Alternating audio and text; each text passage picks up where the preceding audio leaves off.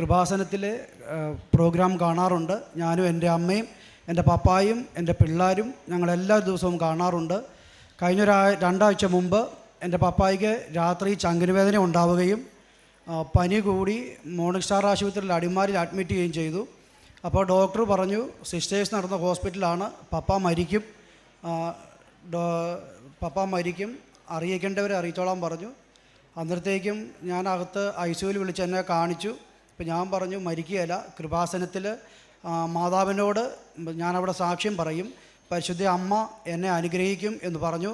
അന്നേരം എൻ്റെ അമ്മയും പെങ്ങന്മാരും അളിയനും ഞങ്ങൾ മക്കളെല്ലാം ഉണ്ടായിരുന്നു. മരിച്ചു കിടന്ന എൻ്റെ അപ്പൻ കണ്ണടച്ചു, അനക്കമില്ലായിരുന്നു, വായൊക്കെ തുറന്ന് കാലിന് അനക്കമില്ലാതെ കിടന്ന എൻ്റെ അപ്പൻ ഞാൻ പറഞ്ഞ് അരമണിക്കൂർ കഴിഞ്ഞപ്പോഴത്തേക്കും കാലിൻ്റെ പെരുവിരൽ ചലിപ്പിച്ചു, കണ്ണുകൾ തുറന്നു. മാതാവിൻ്റെ എനിക്ക് അറിയത്തില്ലായിരുന്നു, പരിശുദ്ധ അമ്മയുടെ ഒരു ഫോട്ടോ എൻ്റെ കയ്യിലുണ്ടായിരുന്നു. ആ ഫോട്ടോ വെച്ച് ഞാൻ എൻ്റെ അപ്പനെ അവിടുത്തെ സിസ്റ്റേഴ്സ് നടത്ത ഹോസ്പിറ്റലിൽ സിസ്റ്റേഴ്സ് കാങ്കെ എൻ്റെ അപ്പൻ്റെ പേപ്പർ തലയിൽ വെച്ച് ഞാൻ പ്രാർത്ഥിച്ചു, നെറ്റിയെ കുരിശ് വരച്ചു. എൻ്റെ അപ്പൻ കണ്ടു തുറന്നു, കല്ലറ ബുക്ക് ചെയ്തായിരുന്നു. അച്ഛന്മാരെ വിളിച്ചു പറഞ്ഞു, കൈക്കാരന്മാരെ വിളിച്ചു പറഞ്ഞു. ഡോക്ടർമാരെല്ലാം വളരെ അത്ഭുതപ്പെട്ടു. ഇന്ന് അവിടുന്ന് ഒരു ഡോക്ടർ ഇവിടെ വന്നിട്ടുണ്ട് ഈ പ്രോഗ്രാം കാണാൻ. യൂട്യൂബിൽ കണ്ടൊരു പരിചയം എനിക്കുള്ളൂ, ഞാനിവിടെ വന്നിട്ടില്ല. എല്ലാ ദിവസവും പരിശുദ്ധ ദേവാലയത്തിൽ പരിശുദ്ധ ദിവ്യബലിയിൽ ഞങ്ങളെല്ലാവരും പങ്കുകൊള്ളും. അതുവഴി പരിശുദ്ധ അമ്മയുടെ പ്രാർത്ഥന ഫേസ്ബുക്ക് വഴി കേട്ട് എല്ലാവരോടും പറഞ്ഞ് ആശ്രിതരുണ്ടെന്ന് എല്ലാവർക്കും നല്ല ബോധ്യം കിട്ടിയിട്ടുണ്ട്. യേശുവേ നന്ദി, യേശുവേ സ്തുതി.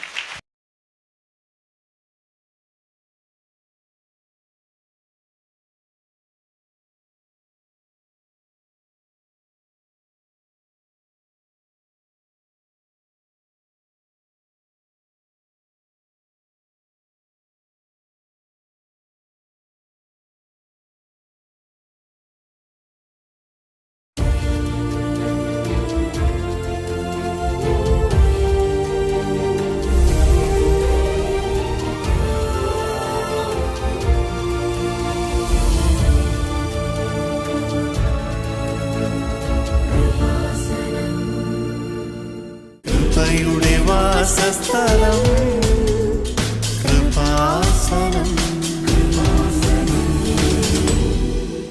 എൻ്റെ പേര് ഷിൻഡോ, ഇടുക്കി ചേലച്ചോട് താമസിക്കുന്നു. ഞാൻ എല്ലാ ദിവസവും യൂട്യൂബിലും ഫേസ്ബുക്കിലും കൃപാസനത്തിലെ പ്രോഗ്രാം കാണാറുണ്ട്. ഞാനും എൻ്റെ അമ്മയും എൻ്റെ പപ്പായും എൻ്റെ പിള്ളേരും ഞങ്ങളെല്ലാ ദിവസവും കാണാറുണ്ട്. കഴിഞ്ഞ രണ്ടാഴ്ച മുമ്പ് എൻ്റെ പപ്പായ്ക്ക് രാത്രി ചങ്കിനുവേദന ഉണ്ടാവുകയും പനി കൂടി മോർണിംഗ് സ്റ്റാർ ആശുപത്രിയിൽ അടിമാലിൽ അഡ്മിറ്റ് ചെയ്യുകയും ചെയ്തു. അപ്പോൾ ഡോക്ടർ പറഞ്ഞു സിസ്റ്റേഴ്സ് നടന്ന ഹോസ്പിറ്റലാണ്, പപ്പ മരിക്കും, അറിയിക്കേണ്ടവരെ അറിയിച്ചോളാൻ പറഞ്ഞു. അന്നേരത്തേക്കും ഞാൻ അകത്ത് ICUവിൽ വിളിച്ച് എന്നെ കാണിച്ചു. അപ്പോൾ ഞാൻ പറഞ്ഞു മരിക്കുകയല്ല, കൃപാസനത്തിൽ മാതാവിനോട് ഞാനവിടെ സാക്ഷ്യം പറയും, പരിശുദ്ധ അമ്മ എന്നെ അനുഗ്രഹിക്കും എന്ന് പറഞ്ഞു. അന്നേരം എൻ്റെ അമ്മയും പെങ്ങന്മാരും അളിയനും ഞങ്ങൾ മക്കളെല്ലാം ഉണ്ടായിരുന്നു. മരിച്ചു കിടന്ന എൻ്റെ അപ്പൻ കണ്ണടച്ചു, അനക്കമില്ലായിരുന്നു, വായൊക്കെ തുറന്ന് കാലിന് അനക്കമില്ലാതെ കിടന്ന എൻ്റെ അപ്പൻ ഞാൻ പറഞ്ഞ് അരമണിക്കൂർ കഴിഞ്ഞപ്പോഴത്തേക്കും കാലിൻ്റെ പെരുവിരൽ ചലിപ്പിച്ചു, കണ്ണുകൾ തുറന്നു. മാതാവിൻ്റെ എനിക്ക് അറിയത്തില്ലായിരുന്നു, പരിശുദ്ധ അമ്മയുടെ ഒരു ഫോട്ടോ എൻ്റെ കയ്യിലുണ്ടായിരുന്നു.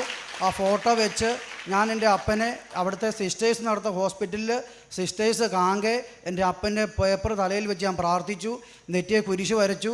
എൻ്റെ അപ്പൻ കണ്ടു തുറന്നു, കല്ലറ ബുക്ക് ചെയ്തായിരുന്നു. അച്ഛന്മാരെ വിളിച്ചു പറഞ്ഞു, കൈക്കാരന്മാരെ വിളിച്ചു പറഞ്ഞു. ഡോക്ടർമാരെല്ലാം വളരെ അത്ഭുതപ്പെട്ടു.